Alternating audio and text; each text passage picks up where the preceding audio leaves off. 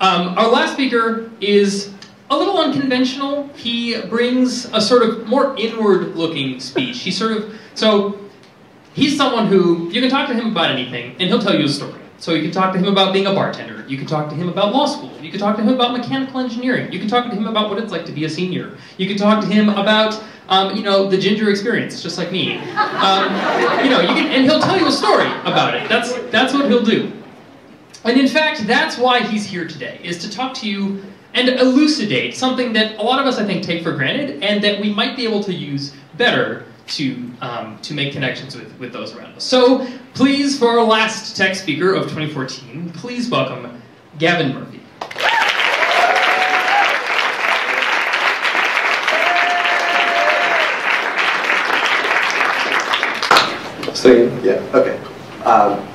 So what if I just told you a story? Like this one. When I was 5, my family was going on vacation, and we stopped at Canyon de Chelly on the way to wherever we were going. And there was this cliff, and there was some ancient-ish Native American ruins, and there was this like watchtower-esque structure. So me and my dad climbed it, because there was a ladder. We got up towards the top, and the wind started to pick up. So imagine me, 45 pounds, maybe 40 pounds, 50 feet in the air, blowing back and forth, like a tiny little apple on a giant tree that happened to be made before the dawn of time. I was terrified. I actually worked myself into like this terrified little tizzy, where I imagined myself being blown off the ladder, but then off the cliff, and then, like 200 feet to the bottom of the valley below, and dying. And actually, I got myself going on this so much that I was actually having difficulty holding onto the ladder through my like crying, screaming, tears flying, like projectile tears everywhere. Terrified tizzy. Don't worry, I got out. My dad's awesome and talked me out of it, and I wasn't gonna die.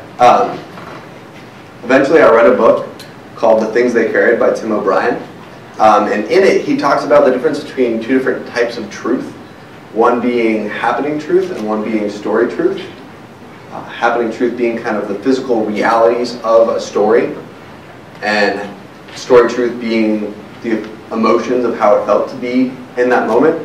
So, for Tim O'Brien's sake, I'll tell you that I was probably closer to 10 years old than 5 years old, which makes the crying a little bit less allowable. The ladder was also closer to 10 feet than 50 feet, also making the crying slightly less allowable. And I was never in danger of being blown off the ladder and then off the cliff, and I was never going to die. But I promised that I was terrified.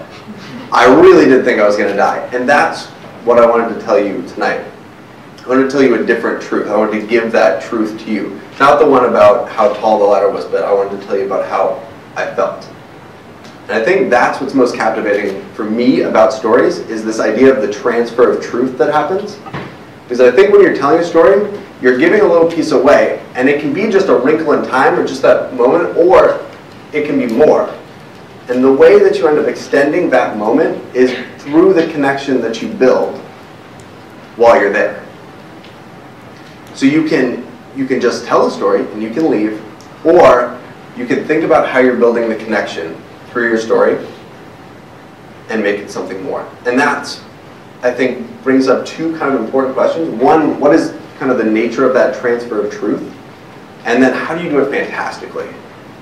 And maybe 2, why bother? Hopefully we'll get there too. So for the first one, I think it's kind of interesting to think that there's multiple different versions of us. There's like one for your teachers, and there's one for your parents, there's one for your friends and significant others, and you can kind of play up certain aspects of yourself and play down others when you're telling your stories, if you choose to, until you kind of end up with caricature versions of yourself in your stories. But the cool thing about this is I think if you take all those out, all those personalities, and draw them like a Venn diagram, there's a tiny little piece in the middle where they all overlap. And I think of that as the you-ness of you. There's this tiny little distilled essence that is just you. And so when your friends from home or that you've known for a long time say that they really know you, I think what they're saying is that they've learned the you-ness of you through your stories over some years. And I think that's really cool. And so, for example, whatever version of me you're currently getting, I promise that it hates heights, because Hating heights is in that little circle for me. No matter what, I promise, I guarantee that that version hates heights.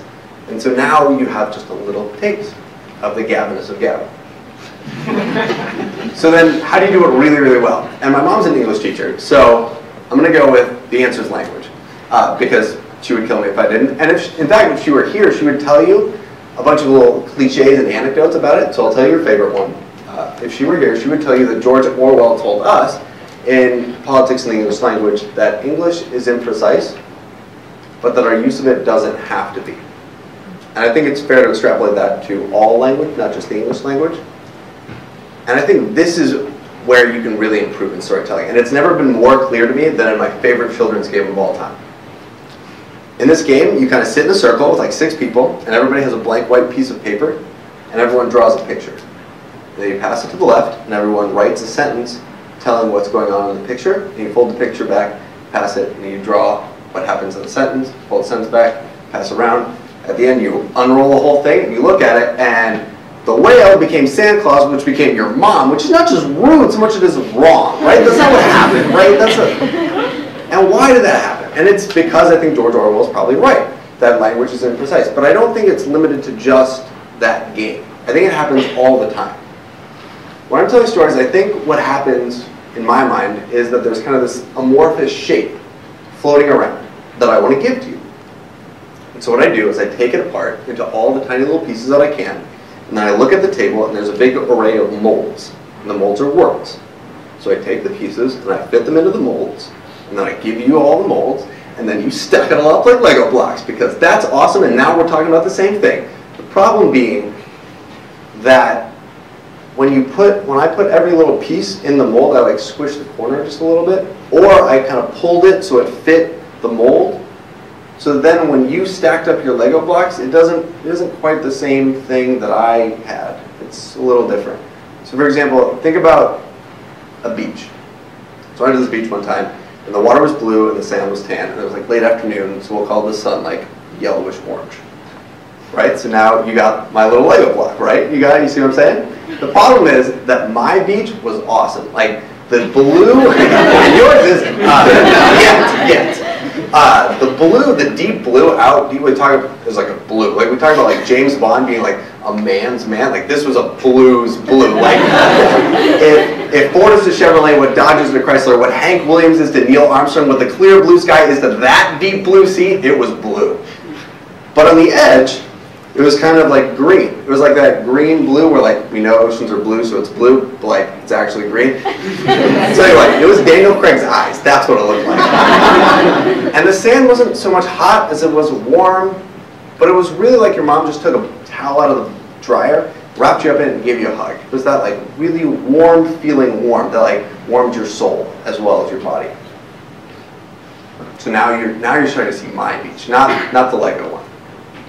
In the spirit of Tim O'Brien, I'll tell you that the sand at my beach was 170 degrees Fahrenheit, exactly.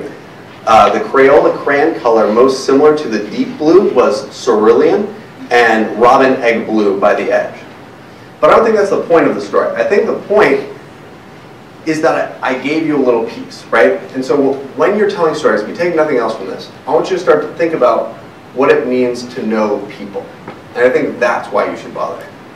I want to hear your stories because I want to know you through your stories so that someday I can see your beach, right? Because I'm not satisfied with my Lego model. I want to see yours in all of its majesty. And I hope I've convinced you that you should try too. And okay, I'm probably not going to get there with everyone in this whole room, but I'm going to try. I promise I'm going to try. And I think you should too. So, next time we meet, if you can just tell me one story, I can start to learn the you-ness of you so that someday, hopefully, I can see your beach. And that's what I want.